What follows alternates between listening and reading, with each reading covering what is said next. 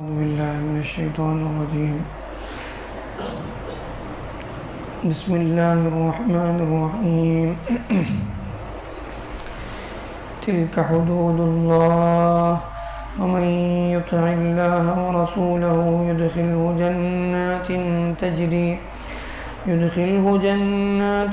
تجري من تحتها الأنهار خالدين فيها وذلك الفوز العظيم.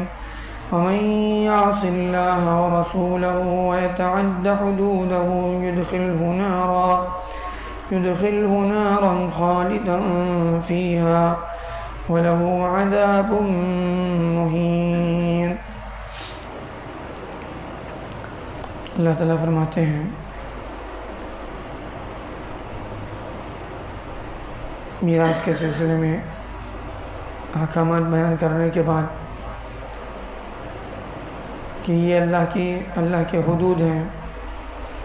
اللہ کی طرف سے طے کی ہوئی حدیں ہیں،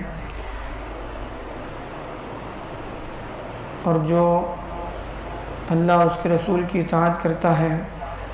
یعنی اللہ کی حدوں کو نہیں توڑتا، اللہ کی حدوں کا پاس و لحاظ رکھتا ہے اور اللہ اس کے رسول کی اطاعت کرتا ہے، اللہ تعالیٰ اس کو ایسے باغات میں داخل کریں گے جس کے نیچے سے نہریں بہتی ہوں گی، جس میں وہ ہمیشہ رہیں گے، کبھی وہاں سے نکلنے کی نوبت نہیں آئے گی. اور یہ بہت بڑی کامیابی ہے کہ جس کو اللہ اس کے رسول کی اطاعت کی توفیق مل جائے، اللہ کی طرف سے وہ جہنم سے بچا کر جنت میں داخل کر دیا جائے، تو یہ سب سے بڑی کامیابی ہے. اور جو اللہ اس کے رسول کی نافرمانی کرے گا، وَمَن يَعْصِ اللَّهَ وَرَسُولَهُ، جو اللہ اس کے رسول کی نافرمانی کرے گا، ان کے احکام کی خلاف ورزی کرے گا، وَيَتَعَدَّ حُدُودَهُ، اللہ کی حدوں کو توڑے گا، اللہ کی حدوں سے آگے بڑھے گا،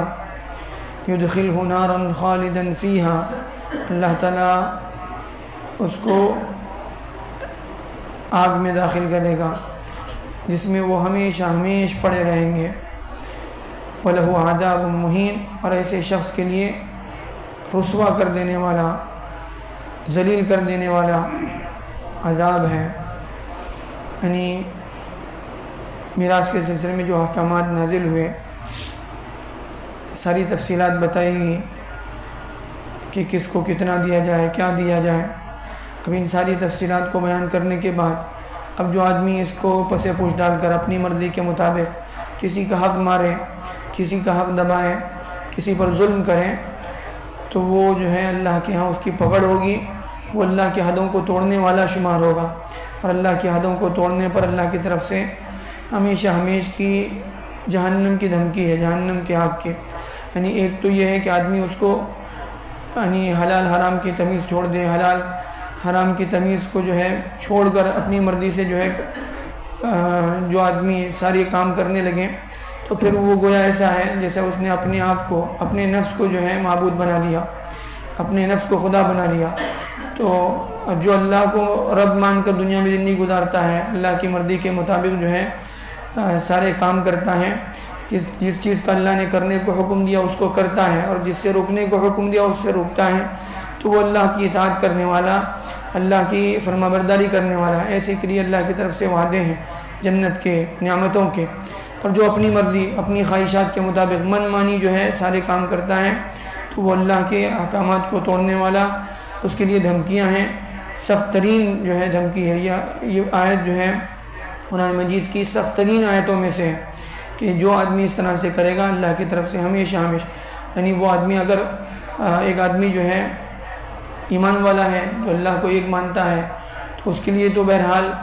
کسی نہ کسی طرح سے اپنے گناہوں کی سزا بھگتنے کے بعد وہ جنت میں جائے گا. لیکن اس طرح سے کرنے والا گویا جو ہے اس طرف اشارہ ہے کہ جو اس طرح سے کرتا ہے، اللہ کے احکامات کو توڑ کر دنیا میں زندگی گزارتا ہے اور اس کے خلاف چلتا ہے، تو خطرہ اس بات کا ہے کہ وہ دنیا سے جاتے جاتے اپنے ایمان سے بھی ہاتھ دھو بیٹھے گا. اللہ تعالیٰ ہم سب کی حفاظت فرمائے. صلی اللہ علیہ وسلم.